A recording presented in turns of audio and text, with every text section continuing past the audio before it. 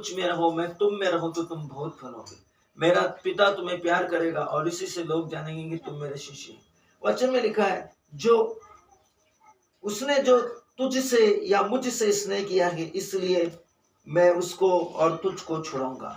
Glory to God. जो परमेश्वर के वचन की से स्नेह करते, परमेश्वर उनको छुड़ाएगा।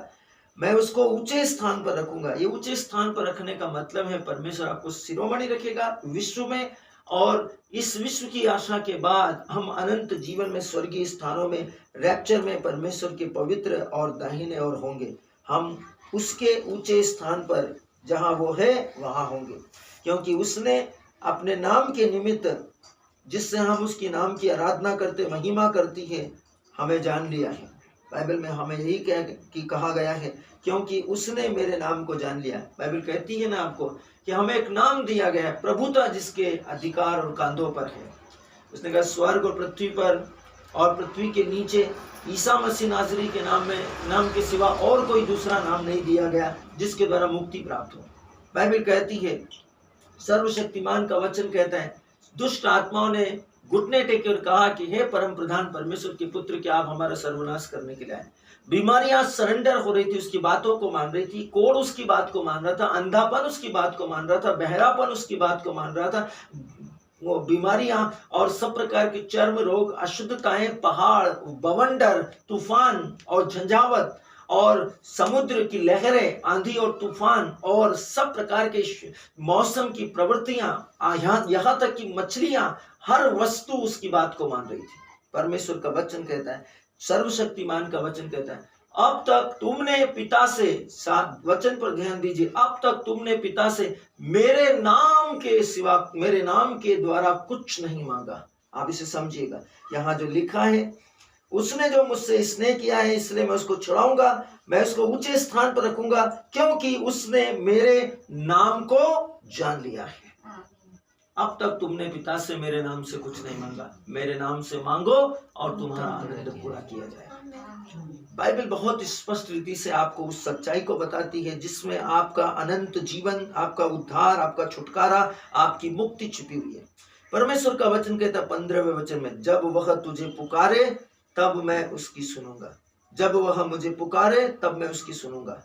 इसका मतलब है कि आपको जब याद आ जाए, देख सकते हैं इस मतलब का अर्थ क्या है। इसको समझना बहुत सरल है, कठिन नहीं है। जब वो मुझे पुकारे तब मैं उसकी सुनूंगा। लाजरुस के बहन 4 दिन के बाद जब यीशु वहां पहुंचते तो कहते, प्रभु यदि आप यहाँ होते तो लाजरुस नहीं मरता।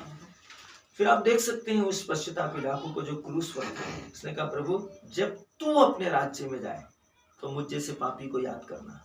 और जब उसने पुकारा उसी समय परमेश्वर ने उसकी सुन ली।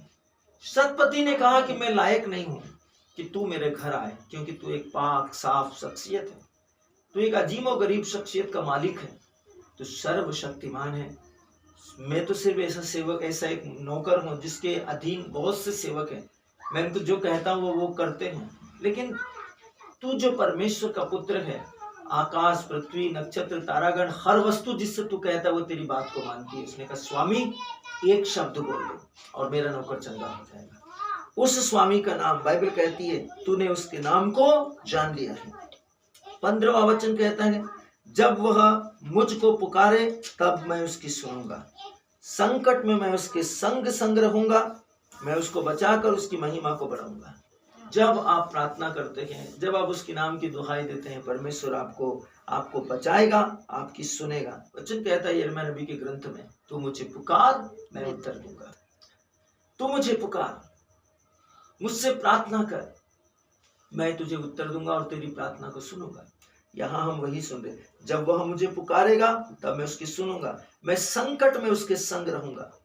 परमेश्वर हमेशा विपत्तियों में, संकटों में, बाधाओं में, मुश्किलों में आपके संग रहता है, लेकिन हम ही हैं जो उसको पुकारने में अपने भय, अपने तकलीफ, अपनी चिंता, अपने तनाव, अपने दबाव के कारण उसे सुन नहीं पा रहे, उसे देख नहीं पा रहे, उसे समझ नहीं पा रहे। परमेश्वर के वचन में लिखा